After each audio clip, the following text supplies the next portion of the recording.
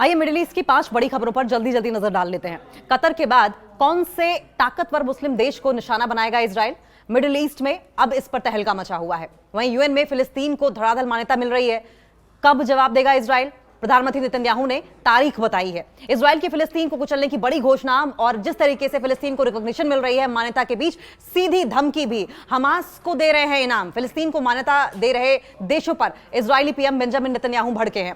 Gaza, Yemen और Qatar में Israel के हमलों के बाद अब नजरें तुर्की पर है। साइप्रस में इजराइल ने अपने modern air defence system Barak MX को तैनात कर दिया है, जो कि 150 किलोमीटर तक खतरे को रोकने की क्षमता रखता है। ये स्टेप तुर्की के लिए चिंता का बड़ा कारण बन गया है। सवाल ये उठ रहा है कि क्या इजराइल जल्द ही तुर्की को अपना अगला निशाना बना सकता है? तुर्की की बेचैनी बढ़ने के पीछे सिर्फ बराक एमएक्स की तैनाती नहीं है, बल्कि मिडिल ईस्ट में बढ़ती राजनीतिक और सैन्य अस्थिरता भी है, मिलिट्री इंस्टेबिलिटी भी है। अगर टकराव हुआ, अगर टेंशन्स बढ़ी, तो अमेरिका और नेटो की भूमिका भी सवालों के घेरे में आ सकती है कि अमेरिका और नेटो का रोल क्या रहा, कैसे इस युद्ध को एक्सलरेट करने में सहायक रहा है। इजराइल का बारूदी जखीरा गाजा में हमास को मिट्टी में मिला रहा है। पिछले 2 साल में इजराइल ने गाजा का नक्शा बदल कर रख दिया है। मासूम लोग मारे गए हैं, मासूम बच्चे मारे गए हैं, भूखमरी फैल गई है, न जाने कितने लोग बीमारियों से ग्रसित हैं। इजरायली फौज हमास के ठिकानों को चुन चुनकर खंडहर में तब्दील करने की कोशिश कर रही है। हालांकि इजराइल को मुंहतोड़ जवाब दिया जा रहा है। आसमान से लेकर जमीन तक गाजा में कुछ नजर आ रहा है तो सिर्फ और सिर्फ बर्बादी और बस बर्बादी। लेकिन गाजा में इजराइल के मिसाइल अटैक का हिसाब तुर्की लगा रहा है। यमन में हूती के ठिकानों पर इजराइल बम बरसा रहा है तो सबसे ज्यादा तुर्की ही घबरा रहा है। और सबसे ज्यादा इजराइल इस बात से तिलमिलाया हुआ है कि फिलिस्तीन को एक के बाद एक कई देशों ने मान्यता देनी शुरू कर दी है। इजराइल ने कतर को दहलाया तो सबसे ज्यादा तुर्की ही तिलमिलाया। देखिए, जिसके बाद सवाल ये भी उठ रहा है कि क्या वेस्टर्न एशिया में, क्या पश्चिमी एशिया में इजराइल नया युद्ध छेड़ने वाला है? क्या आने वाले वक्त में ईरान का दावा सच साबित हो जाएगा? क्या गाजा, कतर और यमन के बाद इजराइल का अगला टारगेट तुर्की है? क्या जल्दी ही तुर्की पर हमला करने वाला है इजराइल? ये भी सवाल है। सवाल ये क्यों उठ रहे हैं, उसकी वजह भी समझ लीजिए। तुर्की की बेचैनी बढ़ने का बड़ा कारण यह है कि इजराइल का ताजा कदम उठाना, इजराइल का लेटेस्ट जो स्टेप लिया गया है, उसकी वजह से तुर्की दरअसल डरा हुआ है। दरअसल इजराइल ने तुर्की के खिलाफ नया मोर्चा खोलते हुए अपने modern air defence system Barak MX को गुपचुप तरीके से साइप्रस में पहुंचा दिया है। मीडिया रिपोर्ट्स के मुताबिक इजराइल ने साइप्रस में बराक एमएक्स तैनात करने का फैसला लिया है। बराक एमएक्स एक अत्याधुनिक हवाई इंटरसेप्टर है जो 150 किलोमीटर की दूरी तक अपनी तरफ बढ़ने वाले खतरे को रोकने की क्षमता रखता है। बताया जा रहा है कि लिमासोल बंदरगाह के रास्ते, लिमासोल पोर्ट के रास्ते बराक एमएक्स साइप्रस पहुंचाई गई है और अगले साल तक इसे पूरी तरीके से एक्टिव भी कर दिया जाएगा।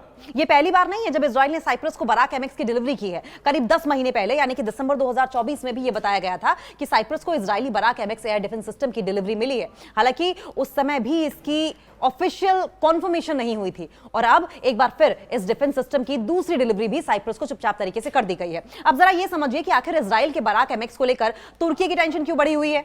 ऑस्ट्रेलिया, कनाडा और ब्रिटेन ने पैलेस्टाइन को एक इंडिपेंडेंट कंट्री के तौर पर रविवार को मान्यता दे दी है। इसके अलावा फ्रांस, बेल्जियम समेत और भी ऐसे देश हैं जिन्होंने पैलेस्टाइन को मान्यता देने का मन बना लिया है। अब इस बात से इजराइल चढ़ा हुआ है। फ्रांस के राष्ट्रपति इमैनुअल मैक्रो ने भी कह दिया है कि उनका देश जल्द ही पैलेस्टाइन को एक राष्ट्र के तौर पर मान्यता दे देगा। कनाडा के प्रधानमंत्री मार्क जोसेफ कॉनी ने रविवार को सोशल मीडिया मंच पर एक्स पर लिखा था कि 1947 से कनाडा 2 राष्ट्र वाले समाधान का समर्थन करता आ रहा है और चाहता है कि पैलेस्टाइन और इजराइल शांति और सुरक्षा में साथ साथ रहें। कनाडा आज फिलिस्तीन राष्ट्र को मान्यता देता है और पश्चिमी एशिया में स्थायी शांति स्थापित करने में अपनी भागीदारी की पेशकश करता है। इस बात से बेंजामिन नेतन्याहू बौखलाए हुए हैं। इजरायली प्रधानमंत्री बेंजामिन नेतन्याहू ने कहा है कि फिलिस्तीन के राष्ट्र के रूप में मान्यता देना बेहद खतरनाक कदम है और इजराइल यूएन में इसके खिलाफ प्रतिक्रिया देगा। यूएन में इसके खिलाफ आवाज उठाएगा इजराइल। उन्होंने कहा कि कैबिनेट की मीटिंग के बाद आगे का फैसला ले लिया जाएगा। नेतन्याहू ने कहा है कि अगले सप्ताह अमेरिका से उनकी वापसी के बाद ही इजराइल अब जवाब देगा। यानी कि अमेरिका में कोई खिचड़ी पकने वाली है क्या? डोनाल्ड ट्रंप और बेंजामिन नेतन्याहू के बीच में फिलिस्तीन को जिस तरीके से एक के बाद एक धरातल मान्यता मिलती जा रही है, उस पर कोई एक्शन लिया जाना है या कोई एक्शन प्लान किया जाना है? उन्होंने कहा कि जो भी लोग फिलिस्तीन को मान्यता दे रहे हैं वे टेररिस्ट को एक तरीके से पुरस्कार दे रहे हैं, टेररिस्ट को अवार्ड कर रहे हैं, आतंकवादियों को बढ़ावा दे रहे हैं। उन्होंने कहा कि फिलिस्तीन राष्ट्र कभी नहीं बन पाएगा। आपको बता दें कि बेंजामिन नेतन्याहू बुधवार को न्यूयॉर्क जाने वाले हैं। इसके बाद वो राष्ट्रपति डोनाल्ड ट्रंप से मिलने वॉशिंगटन जाएंगे। दोनों के बीच एक रविवार को मुलाकात होने वाली है, अगले रविवार को, और उसके बाद अगले बुधवार तक वो वापस इजराइल लौट जाएंगे। आपको बता दें कि 2 राष्ट्रों की थ्योरी का समर्थन यूएन में भारत ने भी किया है। वहीं ब्रिटेन के प्रधानमंत्री ने कहा कि अगर फिलिस्तीनियों और इजरायलियों के लिए शांति की आशा को पुनर्जीवित करने और 2 राष्ट्र वाले समाधान के लिए ब्रिटेन ने औपचारिक रूप से, ऑफिशियल तरीके से फिलिस्तीन राष्ट्र के रूप में मान्यता दे दी है। ऑस्ट्रेलिया के प्रधानमंत्री एंथनी अल्बनीज ने फिलिस्तीन को मान्यता देने की घोषणा करते हुए अपने बयान में कहा है कि ऑस्ट्रेलिया संडे को फिलिस्तीन को एक स्वतंत्र और संप्रभु राष्ट्र के तौर पर मान्यता प्रदान करता है। ऑस्ट्रेलिया ने फिलिस्तीन के लोगों के स्वयं राज करने की वैध आकांक्षाओं को पूरा करने के लिए ऐसा किया है। ये गाजा में युद्ध विराम और 7 अक्टूबर 2023 को अगवा किए गए बंधकों की रिहाई को लेकर अंतर्राष्ट्रीय समुदाय की 2 राष्ट्र वाली समाधान की कोशिश का हिस्सा है। उन्होंने यह भी कहा कि आज का यह कदम ऑस्ट्रेलिया के 2 राष्ट्र वाले समाधान के लंबे समय की प्रतिबद्धता का प्रतीक है, जो इजराइल और फिलिस्तीन के बीच शांति स्थापित करने, पीस टॉक्स को बढ़ावा देने और इसे क्षेत्र में सुरक्षा का एकमात्र रास्ता बताया गया है। आप समझिए कि संयुक्त राष्ट्र संघ में शामिल जो 193 देश हैं, उनमें से भारत के साथ साथ भारत सहित 145 से ज्यादा देश अब तक एक राष्ट्र के तौर पर फिलिस्तीन को मान्यता दे चुके हैं, लेकिन इजराइल अब भी अड़ा हुआ है कि इजराइल को मान्यता नहीं दी जानी चाहिए। इजराइल को मान्यता देने का मतलब फिलिस्तीन को मान्यता नहीं दी जानी चाहिए। फिलिस्तीन को मान्यता देने का मतलब सीधा ये हुआ कि आतंकवादियों को आतंकवाद को मान्यता देना है। गाजा को लेकर अब कोई बड़ा प्लान बन रहा है, खबरें ये भी आ रही हैं। इंटरनेशनल फोर्स भेजने की क्या तैयारी की जा रही है? फ्रांस ने एक प्रस्ताव पेश किया है। रिपोर्ट्स के मुताबिक इस प्रस्ताव में मिशन का नेतृत्व करने के लिए कई देशों को नॉमिनेट किया गया है, जिनमें इजिप्ट है, जॉर्डन है, सऊदी अरब है, संयुक्त अरब अमीरात यानी कि यूएई है और कतर है। इनको प्रायोरिटीज दी गई है। फ्रांस गाजा में इजरायली रक्षा बल की जगह इंटरनेशनल फोर्स तैनात करना चाहता है। इस मिशन का मोटिव यह है कि युद्ध को समाप्त होने के बाद हमास को निरस्त्र कर दिया जाए, साथ ही गाजा में आंतरिक सुरक्षा को धीरे धीरे फिलिस्तीनी अथॉरिटी को सौंप दिया जाए। यह जानकारी द टाइम्स ऑफ इजराइल के हाथ लगे प्रस्ताव के मसौदे से सामने आई है। यह प्रस्ताव जुलाई में एक अंतर्राष्ट्रीय घोषणा पत्र जारी किया गया था और उसे लागू करने की बात करता है। इसमें 2 राष्ट्र समाधान, हमास के निरस्तीकरण और गाजा में सुरक्षा व्यवस्था के हस्तांतरण का भी जिक्र किया गया है। हस्तांतरण किसको? गाजा की सुरक्षा की जिम्मेदारी फिलिस्तीन को। रिपोर्ट्स ये भी कहती हैं कि इस प्रस्ताव में, इस प्रपोजल में मिशन का जो नेतृत्व है, मिशन की अगुवाई जो है वो करने के लिए कई देशों को नॉमिनेट किया गया है, जिसमें इजिप्ट है, जॉर्डन है, सऊदी अरब है, यूएई है और कतर है, जिनको प्रायोरिटी दी गई है। मसौदे में यह भी कहा गया है कि मिशन न्यूयॉर्क के घोषणा पत्र के अनुसार और संयुक्त राष्ट्र की निगरानी में चलाया जाएगा। इसका मकसद सुरक्षा को लेकर धीरे धीरे क्षेत्रीय नेतृत्व की दिशा में आगे बढ़ना है। हालात सामान्य होने पर यह मिशन सक्सेसफुल हो पाएगा। न्यूयॉर्क घोषणा पत्र का जिक्र क्यों जरूरी है? देखिए, गाजा को लेकर न्यूयॉर्क घोषणा पत्र को फ्रांस और सऊदी अरब ने जुलाई में आगे बढ़ाया था, जिसके बाद कतर और इजिप्ट सहित कई अरब देशों ने समर्थन दिया। इस महीने की शुरुआत में इसे संयुक्त राष्ट्र महासभा यानी कि यूएन के एक प्रपोजल में भी शामिल किया गया। घोषणा पत्र में कहा गया है कि हस्ताक्षरकर्ता देश फिलिस्तीनी अथॉरिटी के निमंत्रण पर अस्थायी अंतर्राष्ट्रीय स्थिरीकरण मिशन की तैनाती का समर्थन करते हैं। इसमें यह कहा गया है कि मिशन फिलिस्तीनी नागरिकों की सुरक्षा मुहैया कराएगा, फिलिस्तीनी राज्य और उसके सुरक्षा बलों की जो कैपेसिटी है उसे बढ़ाने का समर्थन करेगा, साथ ही पैलेस्टाइन और इजराइल दोनों के लिए सुरक्षा गारंटी भी देगा। इसमें सीज फायर और भविष्य के जो पीस टॉक्स हैं, शांति समझौते की निगरानी भी शामिल होगी। इस बात को भी इंश्योर करेगा कि आने वाले समय में सीज फायर को मेंटेन किया जाए, साथ साथ पीस टॉक्स को भी बनाकर रखा जाए, दोनों देशों की संप्रभुता का पूरा सम्मान किया जाए, दोनों देशों की सॉवरेनिटी को ध्यान में रखा जाए। इजराइल की फिलिस्तीन को कुचलने की बड़ी घोषणा, मान्यता के बीच सीधी धमकी भी दी जा रही है। इजराइल के राष्ट्रीय सुरक्षा मंत्री का कहना है कि इस मान्यता के खिलाफ अब तत्काल एक्शन लेना जरूरी हो गया है, जिसमें यहूदियों, समरिया वेस्ट बैंक में सॉवरेनिटी का तुरंत लागू करना, संप्रभुता का तुरंत लागू करना और फिलिस्तीनी आतंकवाद सत्ता का पूर्ण विनाश शामिल है। जहां एक तरफ फिलिस्तीन को एक के बाद एक आप देख रहे हैं कि मान्यता मिल रही है, वहीं दूसरी तरफ इजराइल और बौखलाता जा रहा है और बौखलाकर कोशिश ये कर रहा है कि गाजा को किसी भी तरीके से अपने कब्जे में कर लिया जाए और फिलिस्तीन को नेस्तनाबूद किया जाए।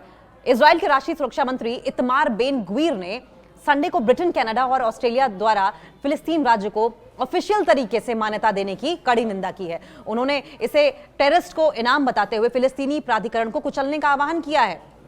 कहा यह है कि जो लोग फिलिस्तीन को मान्यता दे रहे हैं वो फिलिस्तीन को मान्यता ना दे बल्कि कुचलने में मदद करें। एक्स पर एक पोस्ट में उन्होंने कहा कि इस मान्यता के खिलाफ तुरंत एक्शन लेना चाहिए और एक्शन लेकर समरिया वेस्ट बैंक में संप्रभुता का तुरंत लागू करना चाहिए और फिलिस्तीनी आतंकवादी वहां पर हैं उनके रीन को, उनके शासन को, उनकी मौजूदगी को तुरंत डिस्ट्रॉय कर देना चाहिए।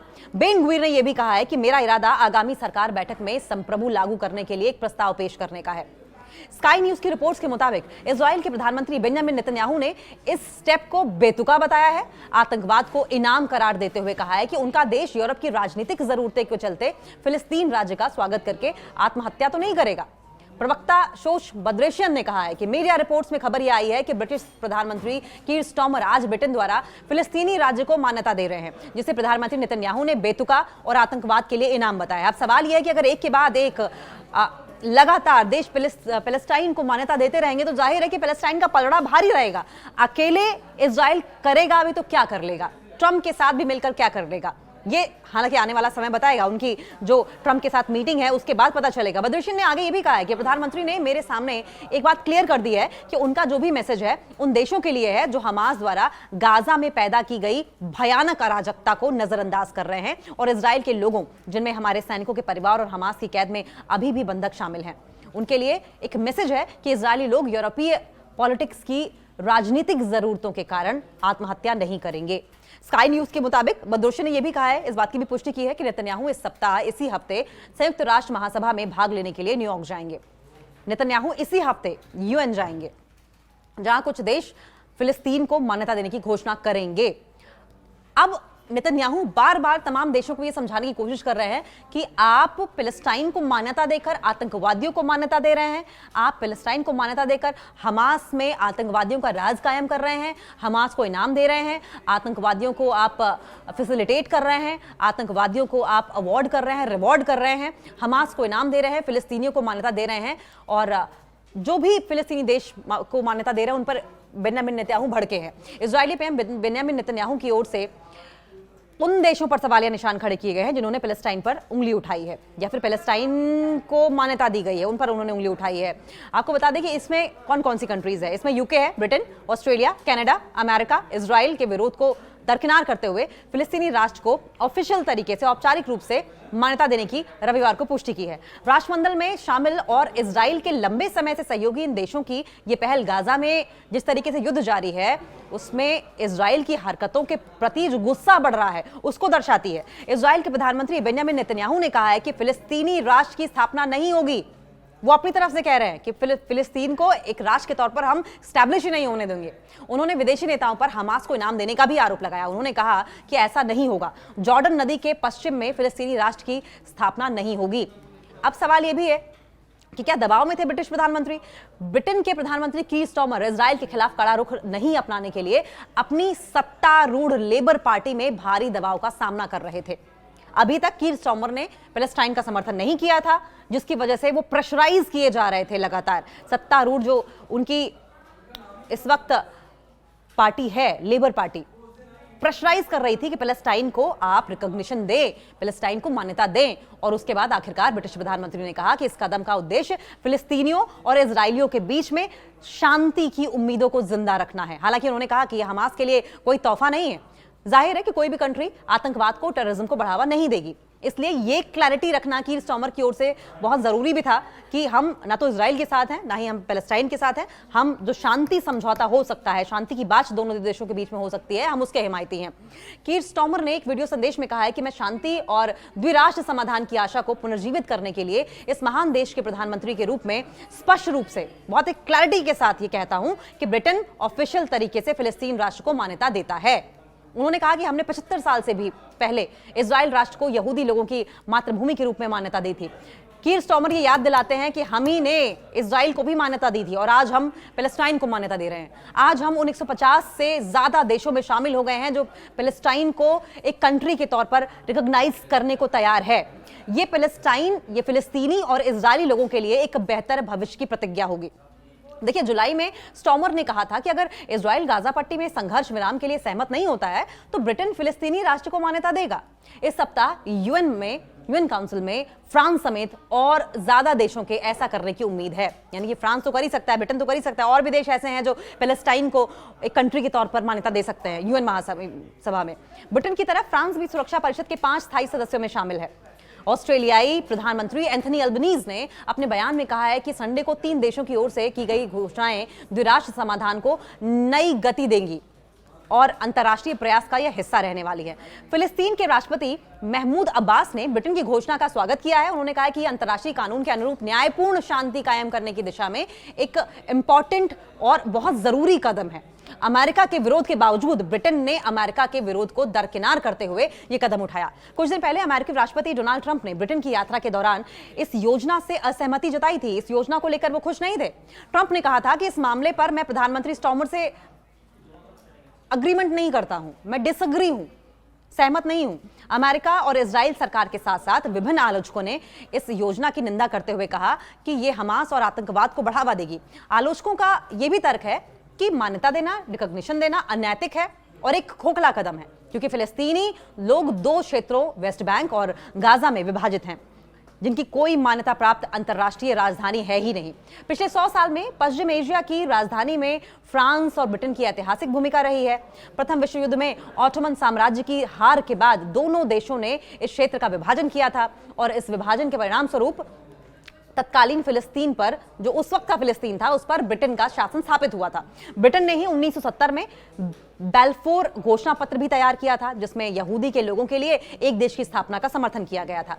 हालांकि घोषणा पत्र के दूसरे भाग को दशकों से काफी हद तक नजरअंदाज किया गया है और इसमें यह कहा गया है कि ऐसा कुछ भी नहीं किया जाएगा जिससे फिलिस्तीनी लोगों के नागरिक और धार्मिक अधिकारों पर गलत प्रभाव पड़े।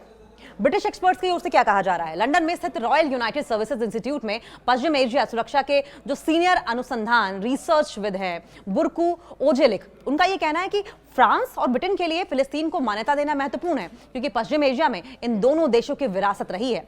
उन्होंने कहा, लेकिन मुझे यह लगता है कि फिलिस्तीन के मामले में अमेरिका को साथ लिए बिना ग्राउंड जीरो पर, जमीनी स्तर पर बहुत कम चेंजेस आ पाएंगे। ब्रिटेन में फिलिस्तीनी मिशन के प्रमुख हुसम जोमलेट ने जानकारी यह भी दी है कि मान्यता देने से औपनिवेशिक काल की गलती सुधर जाएगी। कॉलोनियल पीरियड की जितनी भी गलतियां की गई हैं वो सुधारी जा पाएंगी। जोमलेट ने यह भी कहा है कि मुझे यह लगता है कि आज ब्रिटेन के लोगों को इतिहास में की गई गलतियों को सुधारने का जश्न मनाना चाहिए। गलतियां सुधारी जा रही हैं, अतीत की गलतियों को स्वीकार किया जाए, एक्सेप्ट किया जाए। ब्रिटेन दशकों से इजराइल के साथ साथ एक इंडिपेंडेंट फिलिस्तीनी कंट्री का समर्थन करता रहा है, लेकिन उसे इस बात पर जोर दिया कि मान्यता द्विराष्ट्र समाधान प्राप्त करने के लिए शांति योजना के भाग में दी जानी चाहिए। लंदन का एक थिंक टैंक है, उसमें चैटहम हाउस में यूके इन द वर्ल्ड कार्यक्रम की निदेशक ओलिविया और ओसुलिवन ने कहा है कि इस कदम का एक सिंबॉलिक, प्रतीकात्मक और हिस्टोरिक इंपॉर्टेंस है, ऐतिहासिक महत्व है। ये द्विराष्ट्र सॉल्यूशन के अस्तित्व से जुड़ी ब्रिटेन की चिंताओं को उजागर करता है और इसका उद्देश्य, इसका मोटिव उस एम्बिशन को और ज्यादा जीवंत बनाए रखना है, प्रासंगिक करना है, जिसमें कि पीस टॉक्स को महत्व दिया जाता है।